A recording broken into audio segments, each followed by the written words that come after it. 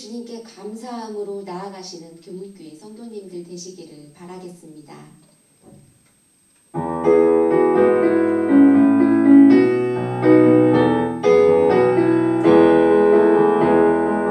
여호와를 즐거이 불러 기쁨으로 주께 나가니 여호와 하나님 난 주의 백성 기르시는 양이라. 여호와를 즐거이 불러 기쁨으로 주께 나가니 여호와 하나님 난 주의 백성 기르시는 양이라.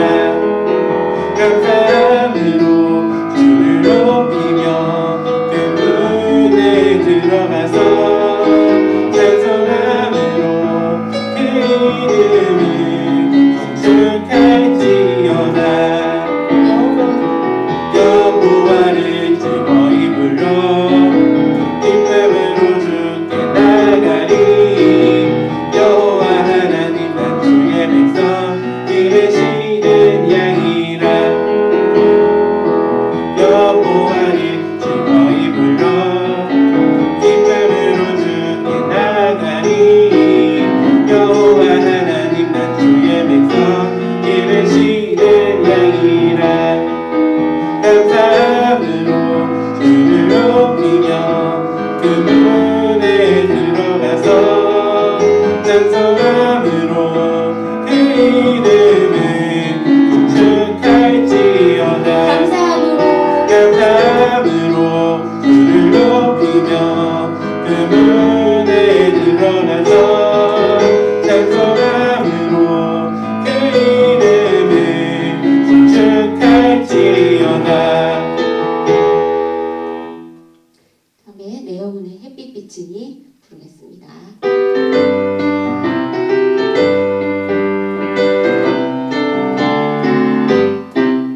내 영혼의 햇빛 비추니 주 영광 찬양해. 이 세상 어떤 빛보다 이 빛 더 빛나네. 주의 영광 빛내봐 제 내게 비춰 주시옵소서. 그 밝은 얼굴 배울 때 나의 영혼 기쁘다. 내 영혼에 노래 있으니 주 찬양합니다. 주 귀를 기울이시사 다 듣고 계시네. 주의 영광 빛나봐 제 내게 비춰 주시옵소서. 그 밝은 얼굴 배울 때 나의 영혼 기쁘다. 내 영혼에 목내 되어서 주 함께 하실 때 그 평화 내게 힘들고 주는 인도이네. 주의 영광 빛나봐 제 내게 비춰 주시옵소서. 그 밝은 얼굴 배울 때 나의 영혼 기쁘다. 내 영혼에 기다리고 그 소망 넘치네. 주 예수 복을 주시고 또 내려주시네. 주의 영광 빛나봐 이제 내게 비춰 주시옵소서. 그 밝은 얼굴 배울 때 나의 영혼 기쁘다. 오늘 우리에게 주신 하나님의 말씀은 시편 30편 1절에서 12절까지 말씀입니다. 제가 봉독하겠습니다. 여호와여, 내가 주를 높일 것은 주께서 나를 끌어내사 내 원수로 하여금 나로 말미암아 기뻐하지 못하게 하심이니이다. 여호와 내 하나님이여, 내가 주께 부르짖음에 나를 고치셨나이다. 여호와여, 주께서 내 영혼을 스올에서 끌어내어 나를 살리사 무덤으로 내려가지 아니하게 하셨나이다. 주의 성도들아, 여호와를 찬송하며 그의 거룩함을 기억하며 감사하라. 그의 노염은 잠깐이요 그의 은총은 평생이로다. 저녁에는 울음이 깃들일지라도 아침에는 기쁨이 오리로다. 내가 형통할 때에 말하기를 영원히 흔들리지 아니하니라 하였도다.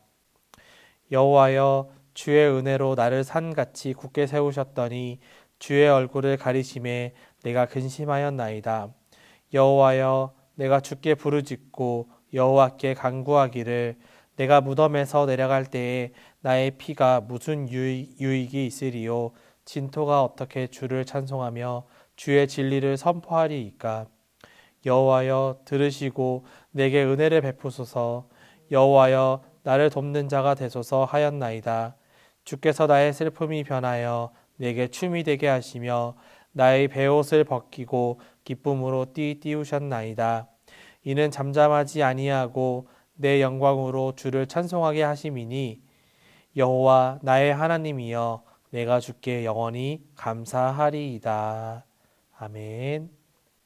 오늘 시편 30편은 다윗이 성전 봉헌식을 할 때 부른 노래라는 소제목이 붙어 있습니다. 성전을 봉헌했다는 것은 매우 영광스럽고 거룩한 일입니다. 그 자리에 지금 다윗이 함께하고 있는 것인데요. 이 소제목에서 알 수 있듯이 지금 다윗은 평안하고 기쁨으로 충만한 상태임을 알 수 있습니다. 다시 말해서 원수의 압제와 공격으로부터 자유로워졌음을 말하고 있는 것입니다. 본문 1절을 함께 읽어보겠습니다. 여호와여, 내가 주를 높일 것은 주께서 나를 끌어내사 내 원수로 하여금 나로 말미암아 기뻐하지 못하게 하심이니이다. 여기서 끌어냈다는 것은 원수들로부터 자신을 구해줬음을 말하고 기뻐하지 못하게 하신다라는 것은 더 이상 원수들이 의수되지 못한다는 것을 말하고 있습니다. 이렇게 된 이유에 대해서 다윗은 2절과 3절에서 이렇게 고백하고 있습니다. 여호와 내 하나님이여, 내가 주께 부르짖음에 나를 고치셨나이다. 여호와여, 주께서 내 영혼을 스올에서 끌어내어 나를 살리사 무덤으로 내려가지 아니하게 하셨나이다. 이 3절에서 무덤으로 내려가지 아니하게 하셨나이다 라는 이 고백은요, 시편 28편 1절에서 나오는 주께서 내게 잠잠하시면 내가 무덤에 내려가는 자와 같을까 하나이다 라는 이 고백과 연결되어집니다. 무덤은 곧 죽음을 의미하는데 하나님께서 다윗을 스올과 무덤으로부터 구원해 주시고 지켜 주셨다는 것입니다. 왜일까요? 왜 하나님은 이런 다윗을 구해 주셨을까요? 부르짖었기 때문입니다. 하나님께 간절함으로 부르짖었기 때문에 다른 어떤 것을 의지하지 않고 오직 하나님께만 부르짖었기 때문에 하나님께서 다윗의 간절한 부르짖음을 보시고 들으시고 아셨던 것입니다. 사랑하는 성도 여러분, 여러분들도 나의 힘으로 해결할 수 없는 문제에 직면하고 계신가요? 그래서 막막한 두려움과 좌절을 느끼고 계신가요? 그렇다면 하나님께 부르짖으시기를 바랍니다. 예레미야 33장 3절의 말씀입니다. 너는 내게 부르짖으라. 내가 내게 응답하겠고 내가 알지 못하는 크고 은밀한 일을 내게 보이리라. 삶의 막막한 가운데 좌절하지 않고 하나님께 부르짖는 우리 성도님들이 되시기를 간절히 소망합니다. 다윗은 이렇게 하나님을 찬양하면서 지난날의 자신을 돌아봅니다. 본문 6절 말씀입니다. 내가 형통할 때에 말하기를 영원히 흔들리지 아니하리라 하였도다. 다윗은 하나님의 사랑과 축복을 많이 받은 사람이었습니다. 하지만 다윗은 건강하고 번영하던 그때 그 시절이 모두 자신의 노력으로 이루어진 것이라고 생각했었습니다. 한마디로 자기 과신, 즉 교만입니다. 그러나 다윗이 죽음의 위기에 처했을 땐 어떠했나요? 본문 7절의 말씀을 함께 보겠습니다. 여호와여, 주의 은혜로 나를 산같이 굳게 세우셨더니 주의 얼굴을 가리심에 내가 근심하였나이다. 다윗은 이스라엘의 가장 빛나는 왕, 가장 강성한 이스라엘을 이끈 군주, 수많은 전쟁들을 모두 승리한 왕이었습니다. 어느 누구도 다윗의 영광을 넘볼 자가 없었던 것이죠. 하지만 그는 어떻게 되었나요? 위대한 왕에서 광야의 도망자가 되었습니다. 하루하루 죽을 위기에 처하며 비참한 생활을 해야만 했었습니다. 하나님이 얼굴을 가리자 두려움과 공포에 빠졌던 것입니다. 무엇을 말하는 것일까요? 영원히 흔들리지 아니하리라 라는 이 말은 내 힘과 내 능력으로 되는 것이 아니라 하나님께서 지켜주셨을 때만 가능하다는 것입니다.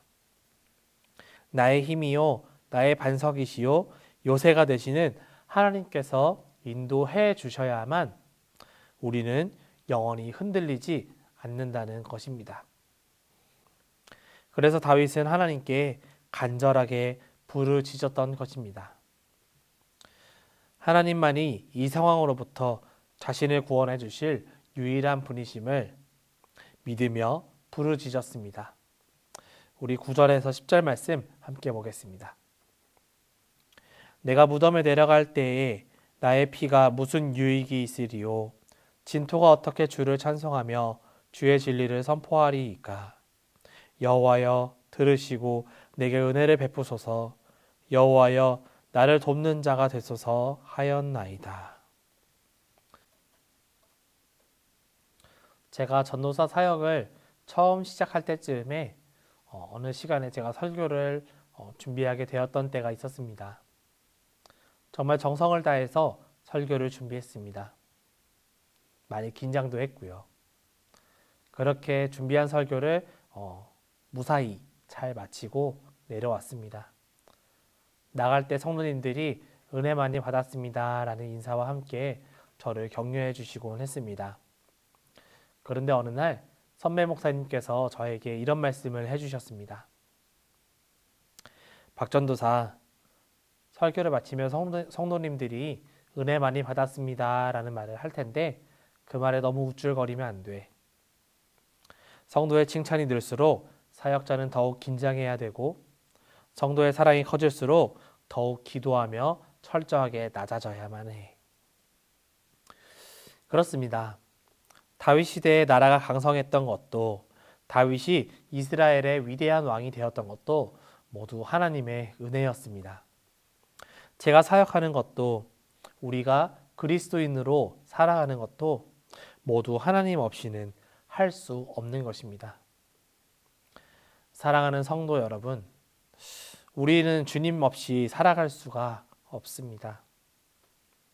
우리의 힘으로 살아가려고 하는 그런 교만함을 버리고 오직 하나님께 기도하며 순종하며 나아가는 우리 모두가 되기를 간절히 소망합니다. 그렇게 우리를 도우시는 주님은 우리의 슬픔을 기쁨으로 바꾸어 주십니다. 오늘 본문 11절과 12절을 함께 읽어보겠습니다.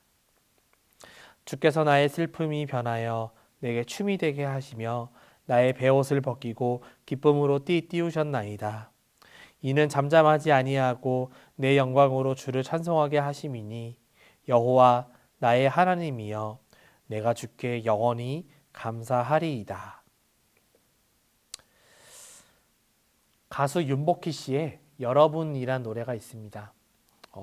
여러분도 다 아시는 그런 노래일 텐데요. 윤복희 씨는요, 오빠이자 목사님인 윤양기 목사님과 함께 1979년 서울국제가요제에서 여러분이란 노래를 가지고 대상을 수상하였습니다. 이 노래의 사연을 간단하게 소개하면요.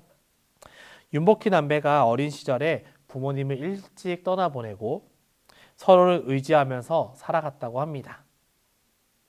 동생 윤복희 씨가 20살에 시집을 가게 되었는데 얼마 지나지 않아 이혼을 경험하게 되면서 윤복희 씨는 큰 상처로 집 밖에 나오지 않았다고 합니다.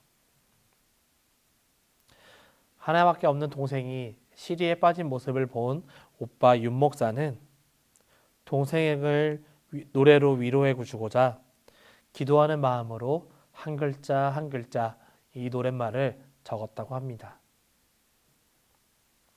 가사 중에 이런 내용이 있습니다. 내가 만약 외로울 때면 누가 나를 위로해 주지? 바로 여러분. 노래에는 불특정 다수의 여러분이 지칭되어 있지만 사실 진짜 가사는 바로 하나님, 바로 예수님 이것이 아니었을까요? 사랑하는 성도 여러분, 여러분이 외로울 때, 슬플 때, 가슴이 찢어질 정도로 아플 때 누가 여러분을 위로해 주시고 누가 여러분의 슬픔을 기쁨으로 변하게 하십니까? 바로 우리의 아픔과 고통을 아시고 보시고 들으시는 분, 우리의 죄를 위해 하나님밖에 없는 독생자를 십자가에 달려 죽게 하신, 죽음을 이기신 예수님의 부활로 우리 모두에게 새 생명과 소망을 주시는 하나님입니다. 우리 모두 하나님과 함께 동행하며 나아가기를 소망합니다. 함께 기도하겠습니다. 좋으신 주님 감사합니다. 우리의 삶이 늘 형통하고 우리의 삶이 늘 시온의 대로처럼 펼쳐지면 좋겠지만 그보다는 우리가 삶으로 감당해야 될 많은 어려움과 고통이 더 많습니다. 때로는 그 고통과 아픔에 스스로를 이겨내지 못해 좌절하고 낙심하며 하나님을 원망할 때도 참 많았습니다. 하지만 주님, 우리의 그런 교만한 모습들을 버리고 우리의 힘으로 해결한다는 그런 교만함 버리고 이제는 주님만을 의지하며 나아가기를 소망합니다. 나의 슬픔을 기쁨으로 변하게 해주시는, 나의 슬픔의 베옷을 버리고 기쁨의 띠를 띠띠우시는 우리 하나님을 의지하며 나아가는 우리 모두가 되기를 소망합니다. 하나님 도와주시옵소서. 예수님의 이름으로 기도드렸습니다. 아멘. 결단 찬양 하신 후에 개인적으로 기도하시겠습니다.